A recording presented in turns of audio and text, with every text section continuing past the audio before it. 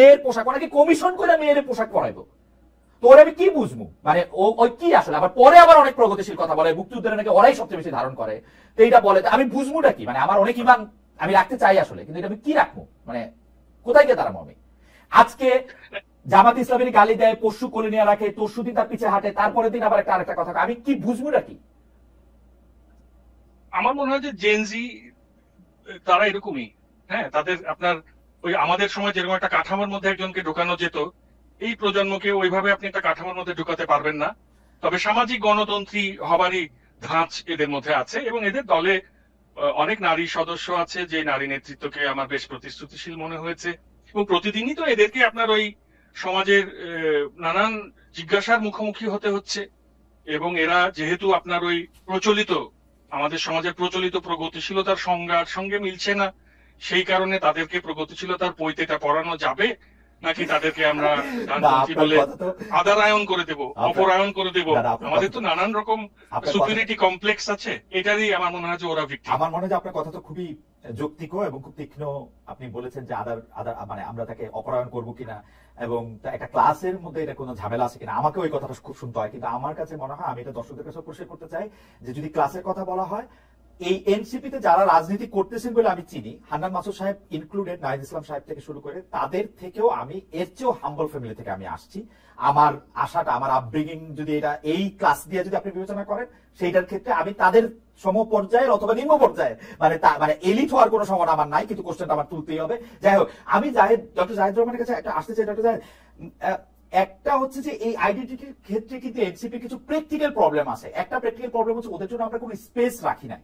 দ্বিতীয় practical problem আমি মাসুদ ভাইয়ের শুনে মানে যদি ধরতে পারি, আমি এটা বুঝে থাকি, আমরা আসলে ওদের প্রতি একটু বেশি নিষ্ঠুর, বেশি কট্টর এবং অনেক আগে থেকে সমালোচনা শুরু করলাম। তার ফলে যেটা হইলো, ওরা আসলে যেটা ওদের ভালো দিকগুলি যেখানে আমরা ওদেরকে গাইড করতে পারতাম, যেমন ডক্টর জাহিদ, আমি মনে করি বাংলাদেশে একটা অভ্যুত্থান পরবর্তী সরকারের পরে যদি একটা রাজনৈতিক দল হয়, ডক্টর জাহিদের মতো চোখা লোকের অবশ্যই সেই দলের উপদেষ্টা হিসাবে জয়েন করা উচিত ছিল পথ দেখানোর জন্য, কিন্তু সেটা সে করে নাই। বরং আপনি একটা সেফ রুট নিলেন, যেখানে হচ্ছে বিএনপি আইসা হয়তো আপনাকে মন্ত্রী বানাবে বা বিশ্ববিদ্যালয়ের উপাচার্য বানাবে, কি বানাবে জানি না, কিন্তু অনেকে মনে করে যেটা বানাবে। এইটা কি ঠিক হইলো? আমরা যদি ইতিহাস এই জায়গাটা আসলে কিভাবে বিবেচনা করবে, মানে আমরা আমাদের সূর্য সন্তানদের, যদি আমরা বলি 24-এর সূর্য সন্তানদের আমরা কিভাবে বিবেচনা করলাম? আমি পড়তে পারি যেই কমেন্টে আমার চোখ আটকায় যায়, সেই কমেন্টটা একটু পয়লা শোনাই। জনাব নাইম মিয়ার কমেন্টে আমার একটু চোখ আটকায় গেছে, ইন্টারেস্টিং কমেন্ট, এটা বইলা আপনার কাছে আমি আসতেছি। সেটা হলো, মহিউদ্দিন ভাই, আপনাকে ভালো সাংবাদিক মনে করেছিলাম, এখন দেখি আপনিও বিএনপির দালালি শুরু করেছেন। সিরিয়াসলি জনাব নাইম। আচ্ছা, যাই হোক, ডক্টর জাহেদ, আপনি যদি একটু বলেন। বিএনপির সময় আপনারা মন্ত্রী হওয়ার একটা সম্ভাবনা দেখা যাচ্ছে। আচ্ছা আচ্ছা, হ্যাঁ, জনাব নাইম মিয়া মনে করতেছেন এটা, জনাব তারেক রহমান। আচ্ছা, আরেকটা ব্যাপার হলো, মানে মাসকারুল ভাইয়ের মতো অনেক বেশি, আমার চেয়ে অনেক বেশি চোখা মানুষ এনসিপির সাথে কানেক্টেড আছেন। উনি রেগুলারলি, খুবই ডিলিজেন্টলি অসাধারণ সব গাইডলাইন দিয়ে যাচ্ছেন। আমি এখন একটু আসি আপনার সাথে, আপনি যেটা বললেন যে এখানে না থাকা আমরা ঐতিহাসিক দায়িত্ব পালন করেছে কিনা, এই প্রশ্নগুলো আসলে আছে। মানে এখন ধরুন আমি এইভাবে যদি সরিয়ে রাখি, আমি তাদের সাথে, এই দলের সাথে উপদেষ্টা হিসেবে বা তাদের সাথে কাজ করার একটা জায়গা, কিন্তু আমি বাইরে থেকে যা করছি এটাও কি কাজ করা না? খেয়াল করুন সমস্যাটা কোন জায়গায় হয়। আমি আপনাকে বলে দিতে পারি, আমি আমার প্রাইভেট চ্যানেলে যখনই জামায়াতে ইসলামীকে নিয়ে কোনো সমালোচনা করবো, আপনি নিশ্চিত থাকুন মানে প্রচন্ড গালিগালাজ থাকবে। এবং আমার কমেন্ট বক্স কোনো বন্ধ করি না, ফিল্টারও করি না। আমি চাইলে ফিল্টার করতে পারি, আই ডোন্ট ডু দ্যাট, এটা একদম অবারিত আছে। আমি এনসিপি কে নিয়ে যখন কথা বলবো, তখন ওখানেও একই রকম অ্যাটিটিউড, অলমোস্ট মোর লেস। অথচ হতে পারতো না যে এই মানুষটা দীর্ঘ একটা সময় শেখ হাসিনার বিরুদ্ধে তার যতদূর সামর্থ্য আছে সে লড়াই করার চেষ্টা করেছে। এটা তো শুধু জুলাই আগস্ট না, আমি আমার অ্যাক্টিভিজমের বয়স যখন ব্লক থেকে হিসাব করি, যখন হাসিনা কনস্টিটিউশন অ্যামেন্ড করে তত্ত্বাবধায়ক বাতিল করলো 2011 থেকে, I've got a very long track record. এবং আমি তো শুরুর দিন থেকেও এই সরকার বা এনাদের বিরুদ্ধে কথা বলতে শুরু করি, কোন একটা সময় আস্তে আস্তে এটা শুরু করেছি। সো আমার এই সমালোচনা গুলোকেও যদি তারা গ্রহণ করার চেষ্টা করতো, যে বোঝে দেখার চেষ্টা করতো যে কি হয়েছে, এই যে অপরায়ণের কথা বললেন মাসকাত, আমাকে তো অপরায়ণ করা হচ্ছে বা ট্যাগ দিয়ে দেওয়া হচ্ছে আমি বিএনপির দালাল বা আমি ওর দালাল, তার দালাল। সো বাইরে থেকেও যিনি ক্রিটিক করেন, যিনি গণতান্ত্রিক হয়ে উঠতে চান, সেগুলো কিন্তু এক ধরনের উপদেষ্টার মতো ব্যাপার। আমি বিশ্বাস করি আমার একটা ব্র্যান্ডিং আছে, নিজের মুখে যদি বলি, আমি মানুষকে হয়তো গালিগালাজ করি না, আমি যেটা নিয়ে কথা বলতে চাই সেটা নিয়ে সাবস্ট্যান্টিভ কিছু পাওয়ার পর বলি, এবং আমি আমার সেটার পক্ষে আমার বিবেচনায় ভ্যালিড যুক্তি দেওয়ার চেষ্টা করি। আমার এই ব্র্যান্ডিং আওয়ামী লীগের কাছেও ছিল। আমি আওয়ামী লীগের কাছে কোনোদিন অনেক অসংখ্য টকশো করেছে, আমাকে মুখের উপর কাউকে বলতে শুনি এই যে তুমি বিএনপি দালাল হয়ে গেছো, যখন আমি আওয়ামী লীগের বিরোধিতা করছি। কিন্তু আমি এখন এই কথাগুলো শুনতে পাচ্ছি। এখন এনসিপি সমালোচনাটা একটু বেশি হওয়ারই কথা ছিল খালেদ ভাই। আপনি একটা সেলফ ইম্পোজড এক্সপেকটেশন তৈরি করছেন, ওর উপরে এক্সপেকটেশন তো আমি তৈরি করি নাই। আমি একটা খুবই এক্সাম্পল দিই, এটা আমি এটা নিয়ে একটা ডিটেইল ভিডিও করেছি যে এনসিপির মূল সমস্যাটা কোন জায়গায়। অরবিন্দ কেজরিওয়াল যে এবার নির্বাচনে হারলো, কেজরিওয়াল কি ভারতে স্ট্যান্ডার্ডে খুব খারাপ পারফর্ম করেছে? আপনি কেজরিওয়ালের চাইতে খারাপ পারফর্ম করা লোকজনকে পুনর্নির্বাচিত হতে দেখেছেন ভারতে। কিন্তু সমস্যা কি হলো, কেজরিওয়াল তার ব্র্যান্ডিং তৈরি করেছে, ভোট পেয়েছে, আমি দুর্নীতি ছেটিয়ে বিদায় করব, আমি সুশাসন নিশ্চিত করবো, এন্ড হি ডিড ইট ওনার প্রথম 2 টার্মে। থার্ড টার্মে এসে তার, সেকেন্ড টার্মে এসে তার এই যে শুল্ক নিয়ে যে করাপশন, তার ব্যক্তিগত বিলাসিতা, মানে একজন মুখ্যমন্ত্রী তার বাড়িতে ইটালিয়ান মার্বেল লাগিয়েছে, এটা কেজরিওয়াল বলে প্রবলেম হয়েছে। এটা অন্য আরেকজন বললে হয়তো, যোগী আদিত্যনাথ করলে দেখতেন মানুষ এটাকে প্রবলেম হিসেবে দেখতো না, কারণ হচ্ছে কেজরিওয়াল নিজেকে এভাবেই ব্র্যান্ডিং করার চেষ্টা করেছে, এটাই তার রাজনীতি ছিল। এখন সমস্যা হচ্ছে এনসিপি নিজের উপর এই ধরনের একটা এক্সপেকটেশন নিজে তৈরি করিয়েছে, আমরা তৈরি করিনি। ধরুন বিএনপি লোকজন চাঁদাবাজি করবে, ফর গডস সেক, বিএনপির লোকজন আগে চাঁদাবাজি করেছে, এটা জানে সবাই। সো বিএনপির লোকজন যখন চাঁদাবাজি করে, বরং বিএনপি কিছু ব্যবস্থা নিয়েছে, এটা স্বীকৃতি, ব্যবস্থা নেওয়া মানে কিন্তু স্বীকৃতি দেয়া, বরং সে প্রশংসা পাচ্ছে যে সে তো কিছু ব্যবস্থা নেওয়ার চেষ্টা করছে। খেয়াল করুন, সমালোচনাও হচ্ছে। কিন্তু এনসিপির লোকজন যখন এই কাজটা করে, তখন সে বিএনপি চাঁদাবাজিকে সমালোচনা করে, সে নতুন বন্দোবস্তের আলাপ করে। সো নতুন বন্দোবস্তের আলাপ করে যখন আমি তার সমালোচনা করি, যখন যুক্তি দিই, তখন আমাকে যখন গালি দেয়, তখন আবার উল্টো আমাকে যখন আওয়ামী লীগ গালি দেয় আমার খারাপ লাগে না, কারণ পুরান বন্দোবস্তের লোক, আমি জানি। তাহলে যখন জামায়াত গালি দেয় আমি মনে করি ও পুরান বন্দোবস্তের লোক। আপনি যদি আমাদেরকে একটু সময় দেন, আমাদের প্রডিউসার যদি একটু বলতে পারি, যেহেতু আজকে আমি বেশি কথা একটু বলছি, একটু সময় যদি একটু বাড়ায় নেই আমরা, তাহলে আমরা মাসকাত ভাইয়ের যদি একটু সময় থাকে, একটু যদি সময়টা আমরা একটু বাড়ায় নেই, একটু কথা বলতে পারি।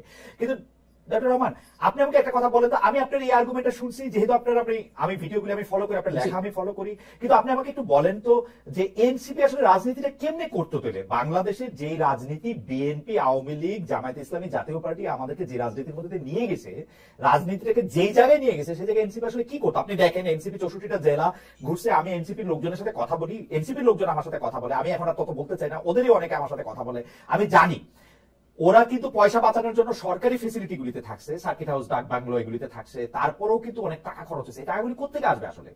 এই টাকাগুলি কিন্তু নিয়ে ওরা নেসেসারিলি ওদের পকেটে ভরতেছে না, জাহেদ। হ্যাঁ, তাহলে এখন ওরা কি, মানে রাজনীতি কিভাবে করবে? এখন কি এই পদযাত্রাটা না কইরা ওদের এটা মানে অনলাইনে করা উচিত ছিল? এইটা কি তারা আসলে কিভাবে করতে, মানে এই রাজনীতিটা তারা আসলে কিভাবে করবে? তারা যদি এখন ভোটও করতে চায়, সেটা কিভাবে করবে তারা?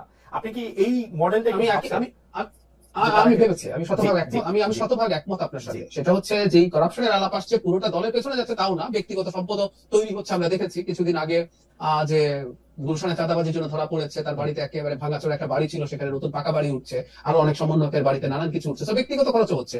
আমি আপনার সাথে একমত, বাংলাদেশের রাজনীতির প্রেক্ষাপটটা যে জায়গায় এসে দাঁড়িয়েছে, এটা প্রচন্ড এক্সপেন্সিভ একটা বিষয় হয়ে দাঁড়িয়েছে, এবং যে দলটা ক্ষমতায় যাওয়ার জন্য কোনো একদিন ফাইট করতে চায়, তাকে এই ধরনের শোডাউন, আমরা একটা শব্দ ব্যবহার করি, করতে হবে। তাহলে যেটা হতো, আমাকে যদি কনসালটেন্ট করা হতো, আমি বলতাম আপনারা আপনাদের সততা নিয়ে এত বেশি প্রাইড দেখাবেন না, আপনি অন্য দলকে তার কিছু অনিয়মের জন্য এত আঘাত করবেন না, এত আক্রমণ করবেন না। তাহলে যেটা হলো, আজকে যে পরিস্থিতিটা দাঁড়ালো, তাদের বলা উচিত ছিল যে আমরা অত্যন্ত করাপ্ট একটা সোসাইটিতে আছি, এটা তারা যদি বুঝে থাকেন এবং আমাদের রাজনীতিতে এগুলো যদি করতে হবে আমরা যদি মনে করে থাকি, তাহলে আমি ওটাকে আইডিওলজিক্যাল ইস্যু বানিয়ে ফেলবো। একটা ছোট উদাহরণ দিই, কিছুদিন আগে রাজশাহীর চাঁদাবাজদের একটা তালিকা আছে, ওর মধ্যে বিএনপির লোকই বেশি, একটা অংশের নাম নাই, জামাতের 6 জন পাওয়া গেছে। বিএনপির 40 জনের থেকে জামাতের 6 জন জামাতের জন্য বেশি ক্ষতিকর, কারণ জামাতের ব্র্যান্ডিং বলছে আমরা সৎ লোকের শাসন চাই। যে দলটার ব্র্যান্ডিং হচ্ছে আমি সৎ লোকের শাসন চাই, তার জন্য 6 জন চাঁদাবাজও কিন্তু পলিটিক্যালি ক্ষতি করে, এটা পারসেপশনে ক্ষতি তৈরি করে। সো আমি তাদেরকে যেটা সাজেস্ট করতাম, তাদের উচিত হতো যে এই জিনিসগুলোকে তাদের রাজনীতির মূল স্লোগান না বানিয়ে ফেলা, রাদার আপনি মানুষের জন্য কি করতে চান, যেটা আপনি বারবার মাসকাত ভাইকে জিজ্ঞেস করছিলেন, যেটা আমিও মনে করি একটা দল হিসেবে তার কি কি করার আছে, কি কি করতে চায় জনগণের জন্য, ওই কর্মসূচিগুলো সামনে নিয়ে আসা। সে অন্য দলটাকে আক্রমণ করার জন্য যখন সততা, চাঁদাবাজির বিরোধিতা, নতুন বন্দোবস্তের আলাপ করে, এটাই তার উপরে ঝুঁকিটা তৈরি করেছে। বাংলাদেশ কিন্তু আরেকটা, বাংলাদেশ কি বিএনপি আওয়ামী লীগকে পাল্টাপাল্টি ভোট দেয় নাই? দুটোই মোটা দাগে সেন্ট্রিস দল, জানে দুইটা দলই ক্ষমতায় গেলে তারা অনেকে চাঁদাবাজি করবে, একটা লিমিটের মধ্যে করবে। কিন্তু ডক্টর রহমান, আপনি কি মনে করেন না ও যদি সততা নিয়েও কথা না বলতে পারে, ও আসলে কথা কি নিয়ে বলবে? মানে আমার কাছে কেন অসহায় লাগে, আমি ধরেন একটা নতুন রাজনৈতিক দলের জায়গা থেকে আমি এটা দেখি, বিএনপি কে এখন ফিনান্স করতে রেডি, ধাক্কাধাক্কি করে জনাব তারেক রহমান পর্যন্ত পৌঁছাতে পারতেছে না টাকার বস্তা নিয়ে, কারণ তার জায়গা নাই। এরকম কয়েকশো কোটিপতি আছে, কিন্তু ওরা এনসিপির পেছনে এখন আছে।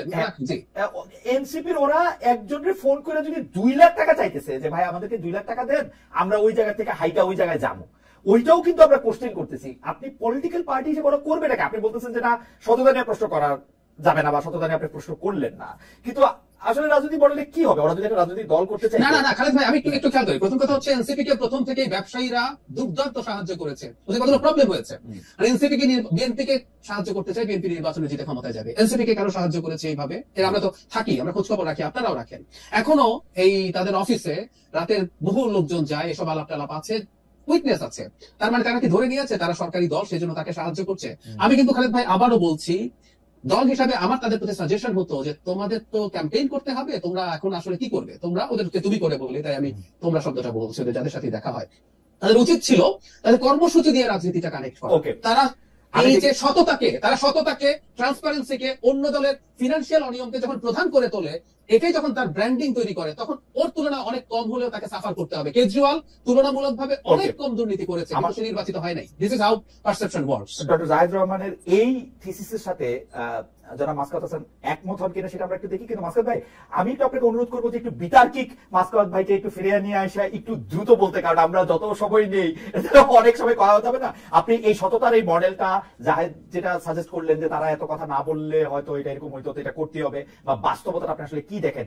আমি একটু, আপনি চাইলে আমি একটু কোটেশনও পড়াতে শোনাই। আজই বিএনপির মহাসচিব মির্জা ফখরুল ইসলাম আলমগীর কিন্তু বলছেন যে কোর্ট আমাদের বাংলাদেশে এখন একটা প্রবণতা দেখা যাচ্ছে যে লিবারেল ডেমোক্রেসিকে এখন একটু নিচে নেমে যেতে হচ্ছে।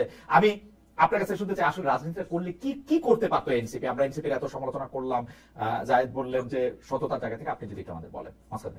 আমরা আলোচনাটা এরকম মনে হচ্ছে যে ওই যে বাচ্চা পরীক্ষায় ফেল করেই গেছে, এখন আমরা অভিভাবকরা বসে আলাপ করছি। তা তো না, মানে বাচ্চা তো এখনো পরীক্ষা দেয়নি। তো আমি যেটা বলতে চাচ্ছি যে ডক্টর জাহিদের এই কথাটা খুব গুরুত্বপূর্ণ, যে আপনার ব্র্যান্ডিং কি। মানে বিএনপি কে তো দেখেছে দেশের মানুষ, তারা জানে, এবং বিএনপির শীর্ষ নেতারা অত্যন্ত সক্রিয় থাকার পরেও, অনেককে বহিষ্কার করার পরেও দেখা যাচ্ছে যে ওই আওয়ামী লীগের চাঁদাবাজরা চলে যাওয়ার পর তাদের সাম্রাজ্যটা মোটামুটি ভাবে তারা দখল করেছে। আবার জামাতকেও দেখা যাচ্ছে সেখানে, তার জামাত ক্যাশিয়ার হিসেবে সবসময় হয়তো থেকে যায় সবার সঙ্গে। তো এখানে এনসিপির ছেলেদের আসলে সততাকে এবং এই যে স্বচ্ছতা, জবাবদিহিতা, এগুলোকে গুরুত্ব দিতে হবে। কেন? যেহেতু তারা নতুন প্রজন্মের রাজনীতি, এই যে তারা নতুন বন্দোবস্তের কথা বলছে, এই নতুন বন্দোবস্তটাই হচ্ছে স্বচ্ছতা। এই নতুন বন্দোবস্তটাই হচ্ছে যে তাদের দলের কেউ ওই একই কাজ করছে।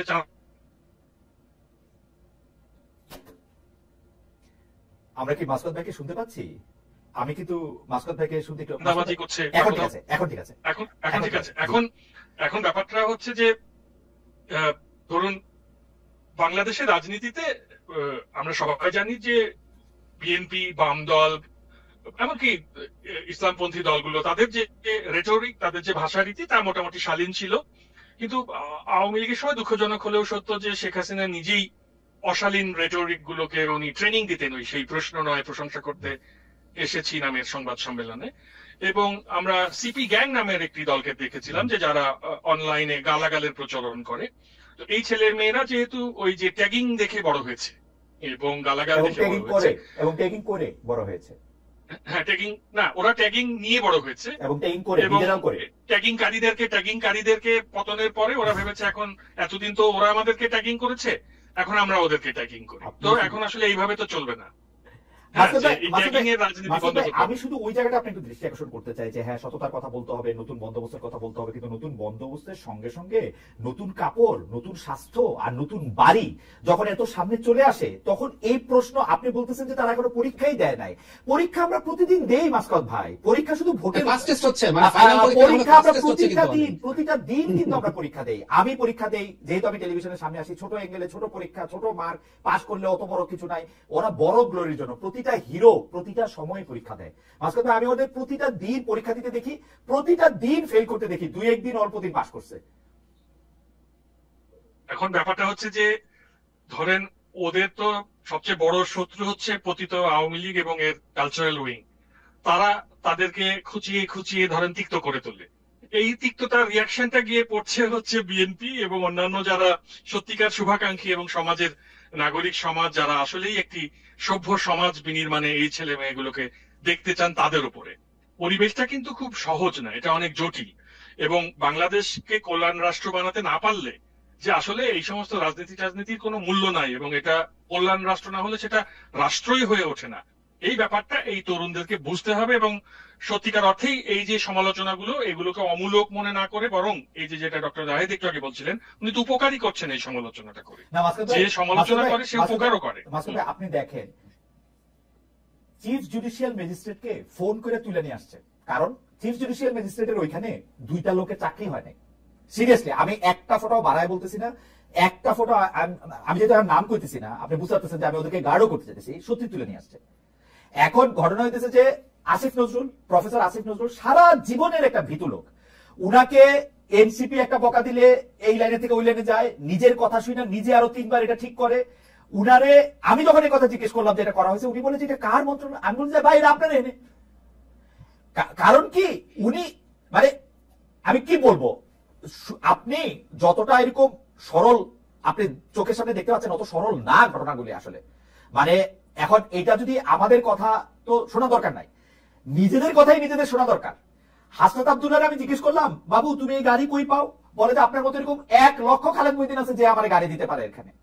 ভাই তুমি ইংরেজি সাহিত্যে পড়ছো, সবার আগে তো পড়বা there is no free lunch in this world. তোমার যে গাড়ি দিচ্ছে সে কোনো না কোনো একটা কারণে দিচ্ছে, এটা বোঝার জায়গাও নাই, সাজিদ আলমেরও নাই, আর এই মাহফুজ সাহেবেরও নাই, আসিফ সাহেবেরও নাই। তো এত নাই নয় আমি কই যাবো, নাহিদ সাহেবেরও নাই। আপনি আপনি আমার কথা শোনা দরকার নাই, আপনি আমার কথা শোনা দরকার নাই মাসুদ ভাই, আমার কথা শোনা দরকার নাই। আপনি উমামা ফাতেমার কথা, মাহফুজ আলম সাহেবের প্রথম স্ট্যাটাসটা, নাহিদ আলম